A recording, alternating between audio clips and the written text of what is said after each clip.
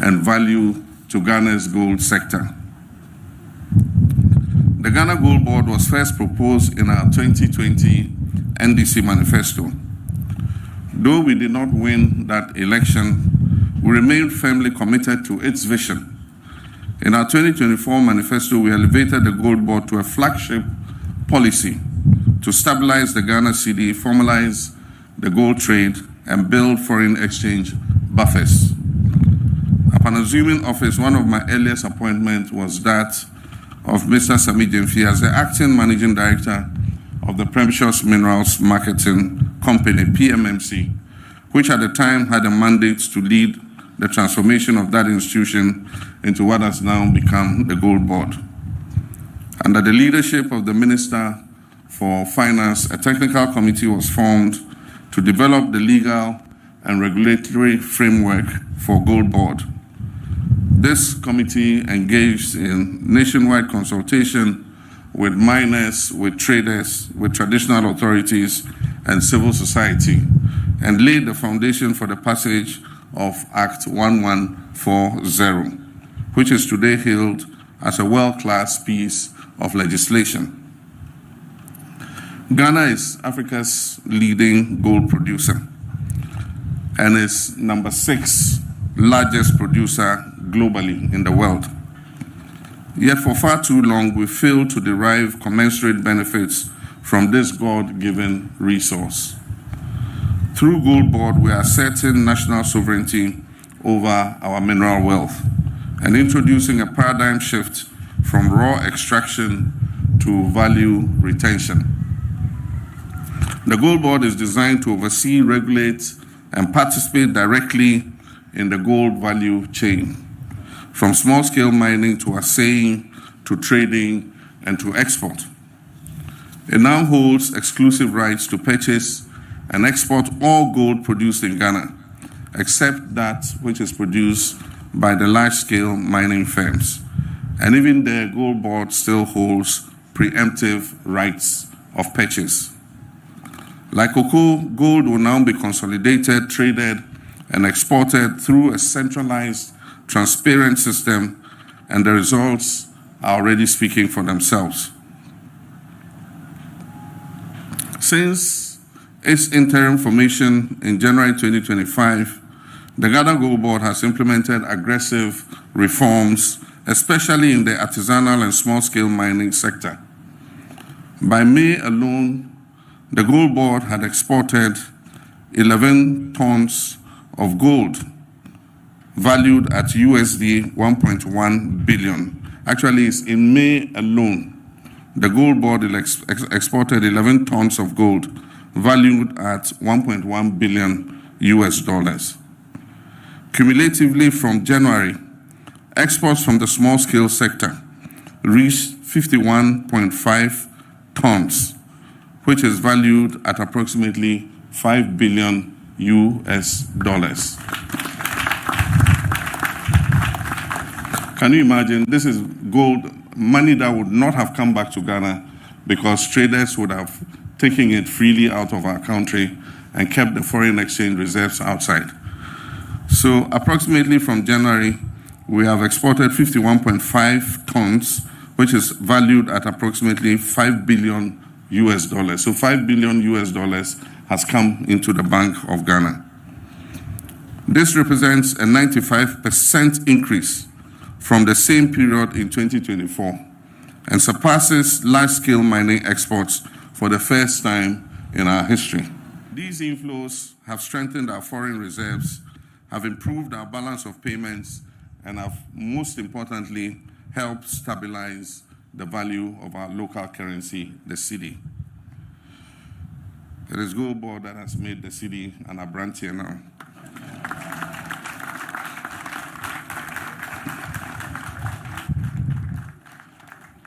More importantly, this development reaffirms our belief that artisanal miners, when supported and formalized, can be powerful allies of our economic development.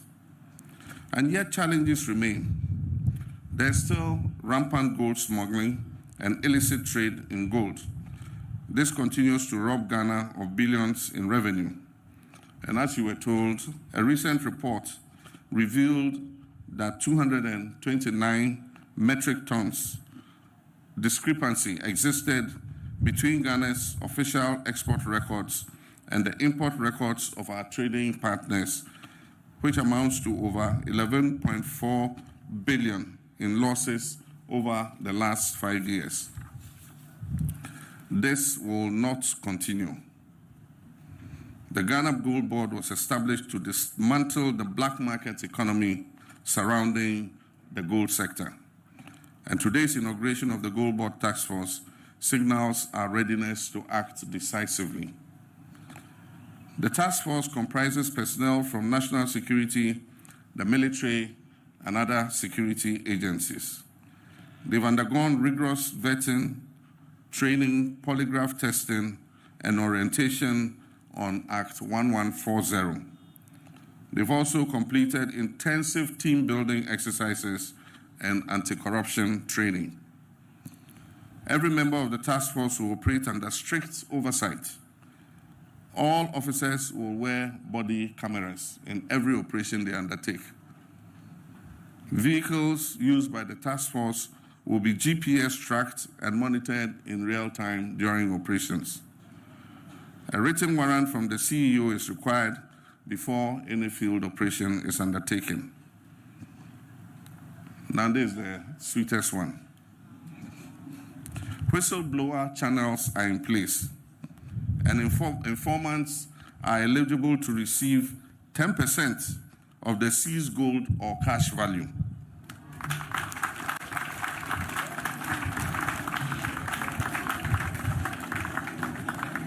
So whistleblowers, get ready. If you blow the whistle on anybody and gold is retrieved or cash is retrieved, you'll get 10% of the value of both the gold and the cash. And so to the task force, let me be clear. Abuse of your authority will not be tolerated, and any officer found engaging in misconduct will face immediate sanctions. And these could include dismissal, prosecution, and forfeiture of your entitlements. And so let this serve as a warning to all those involved in gold smuggling and the illegal trade. The law is going to be enforced without fear or favor. The Gold Board Act prohibits unlicensed trading and bans foreigners from purchasing gold on the local market. Any breach of this act could lead to a hefty fine of up to 2.4 million Ghana cedis or imprisonment of 5 to 10 years, or both. You can be imprisoned for between 5 to 10 years and still pay the fine. So this is a warning to those involved in the illicit gold trade. However, foreign entities may apply to Gold Board for licenses to offtake gold or invest in refining and value addition. And so our message is simple today. Operate within the law or you face the full consequences of the law.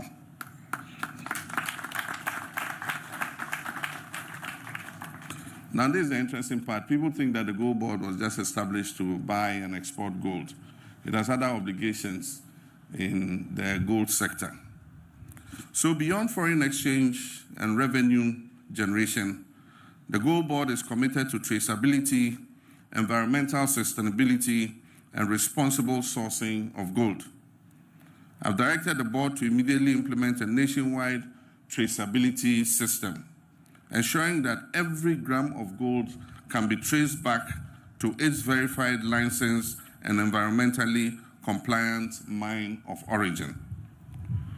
The Gold Board will also invest in land reclamation, that is after mining, to reclaim the land, and ecological restoration through programs such as the Blue Water Initiative and the Tree for Life Initiative, which are both initiatives of the Ministry of Lands and Natural Resources.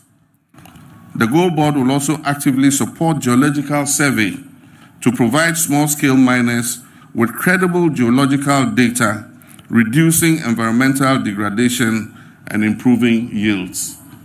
So what this means is the Gold Board will help the small-scale miners to do the geological survey so that they know exactly where the resource is, so that they don't go digging all over the concession area and destroying the environment.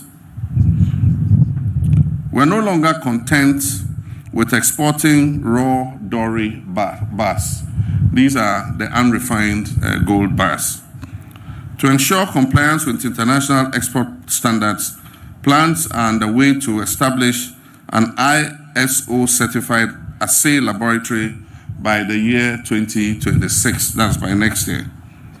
In the medium term, Ghana will transition to bullion exports and refine more of our gold locally. Our intention in the future is to be able to refine all our gold before we export, because the difference between refined gold and doré bars is significant. It means we'll make more money for our exports. Additionally, I have tasked the Gold Board to establish what we call a gold village. This will be a manufacturing hub for gold jewelry and ornament production in Ghana, positioning our country as a continental leader in value addition. And so when we establish the gold village, our women no longer need to go to Dubai to go and buy jewelry. You buy the jewelry here, and you can rather export it to wherever you want to export it.